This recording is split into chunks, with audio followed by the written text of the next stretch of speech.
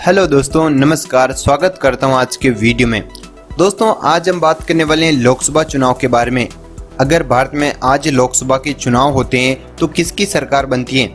दोस्तों, इस वीडियो में हमने एक ओपिनियन पोल तैयार किया है कि हमारे हिसाब से अगर भारत में आज चुनाव होते हैं लोकसभा के तो किसकी सरकार बनती है और किसको मिलता है बहुमत। जी दोस्तों, इंडिया को एक बार फिर से बहुमत मिलने जा रहा है। यह इस बार यूपीए कर सकता है वापसी।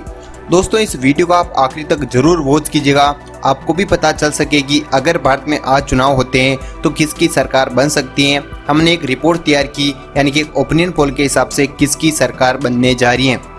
दोस्तों, आपको बता दूं कि भारत में हर 5 साल में लोकसभा के चुनाव होते हैं और भारत में अगले जो लोकसभा के चुनाव है वो 2024 में होने वाले हैं। लेकिन आज की क्या स्थिति है कि एक बार फिर से बीजेपी को बहुमत मिल सकता है और लगातार तीसरी बार वो केंद्र में अपनी सरकार बना सकती है या इस बार यूपीए कर सकती है वापसी।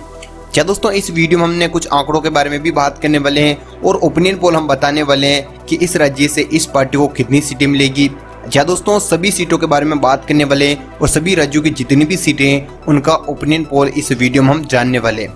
लेकिन पिछले लोकसभा चुनाव पर एक नजर डाल लेते हैं। आखिरकार पिछले 4 लोकसभा चुनाव में किस तरह से किस पार्टी ने प्रदर्शन किया है और किस पार्टी को किस राज्य से सबसे अच्छी सीटें मिलती आ रही हैं और आगे भी कुछ ऐसा ही हाल रहने वाला है। क्या दोस्तों, भारत में पिछले 4 लोकसभा चुनाव पर हम नजर डालने वाले हैं। सबसे पहले 2004 के लोकसभा चुनाव पर हम नजर डाल लेते हैं। 2004 के लोकसभा चुनाव में आपको बता दूं कि कांग्रेस को 145 सीटें गई थी, जबकि भाजपा को 138 सीटें गई थी। क्या दोस्तों, आपको बता दूं कि चुनाव से पहले भाजपा को लग रहा था कि भाजपा को बहुमत मिलने वाला है, लेकिन ऐसा नहीं हुआ। लेकिन आपको बता दूं कि इस चुनाव में ना तो यूपी के पास पूर्ण बहुमत था और ना ही एनडीए के पास। यूपी की कुल सीटों की बात को तो 218 सीटें थी, जबकि एनडीए के पास मात्र 181 सीटें थी। और केंद्र में किसी भी पार्टी को सरकार बनाने के लिए 272 सीटों की आवश्यकता होती है, लेकिन दोनों पार्टियों के पास पूर्ण बहुमत नहीं था।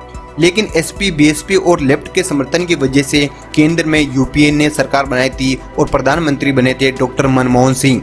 क्या दोस्तों, यहाँ पर भाजपा को तगड़ा झटका लगा था, क्योंकि भाजपा को जो उम्मीद थी उसके मुताबिक भाजपा ने प्रदर्शन नहीं किया था। क्या दोस्तों, इस मैप में आप देख सकते हैं कि जिन राज्यों में भगवा कलर है वहाँ पर बीजेपी का दबदबा था। इसके अलावा जो और कलर देख सकते हैं वहाँ पर दूसरी पार्टियों का दबदबा था। क्या दोस्तों, इन राज्यों में भाजपा ने अच्छा प्रदर्शन किया था। लेकिन आपको बता दूं कि केंद्र में यूपी की सरकार बनी थी एसपी, बीएसपी और लेफ्ट के सहयोग से। क्या दोस्तों, 2004 के इस लोकसभा चुनाव में आपको बता दूं कि बहुजन समाजवादी पार्टी यानी कि बीएसपी को 19 सीटें गई थी, जबकि समाजवादी पार्टी यानी कि एसपी के खाते में 36 सीटें गई थी। उनकी समर्थन की वजह से यूपी ने केंद्र में अपनी सरकार बनाई थी।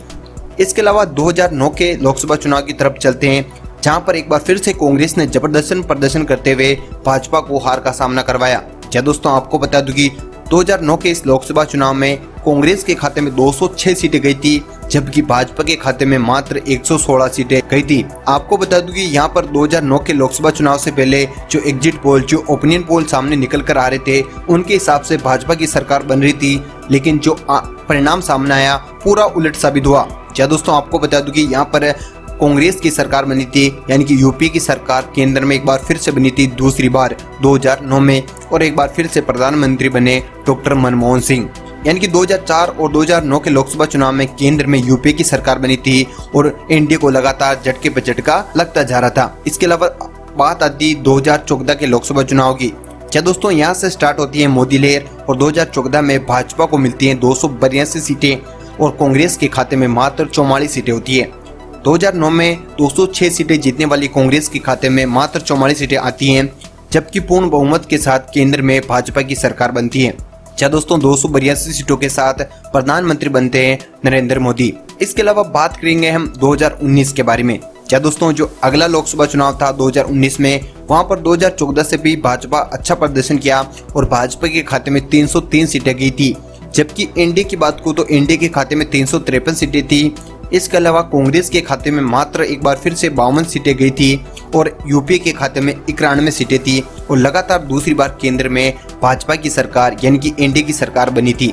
आप देख सकते हैं कि मैप में किस तरह से जहाँ पर भगवा कलर है वहाँ पर इंडिया ने सीटें जीती। यानी कि पूरी तरह से ओवरऑल हम देखें तो पूरे भारत में इंडिया ने जबरदस्त प्रदर्शन किया था। इसके अलावा अब बात आती है 2024 के लोकसभा चुनाव की।